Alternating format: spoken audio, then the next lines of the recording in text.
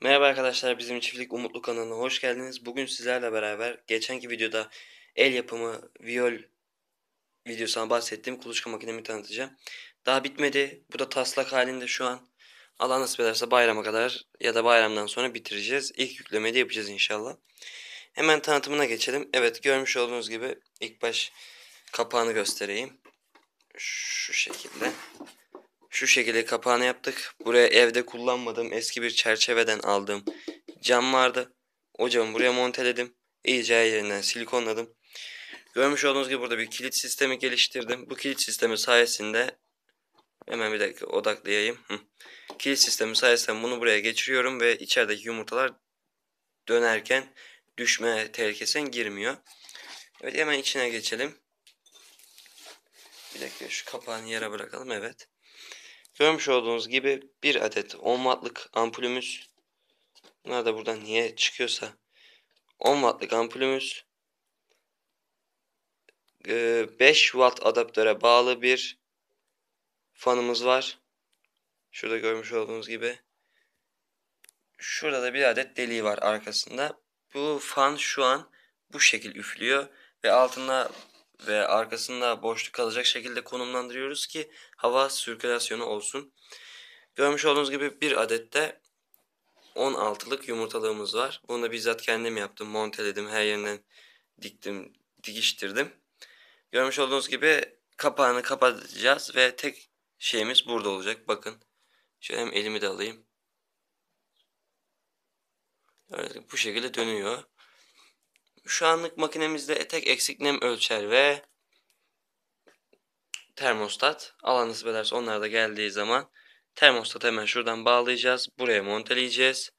Fanla diğerinin adaptörlerini proplarını buralardan sallandıracağız. Ve makinemiz bitmiş olacak. Bayramdan sonra da Allah nasip ederse ya da bayramda ilk yüklememizi yapmış olacağız. Makinem evet küçük. Şuralar biraz bana engel oldu hava sirkülasyonu için ama böyle eğim olduğu için hava iyi bir şekilde geçeceğini düşünüyorum ben. Hatta makineyi isterseniz bir çalıştıralım, bir de çalışırken görün. Görmüş olduğunuz gibi şu an makinemizi çalıştırdık. Şu şekilde yumurtalık içeride. Bakın sorunsuz bir şekilde şu an dönüyor.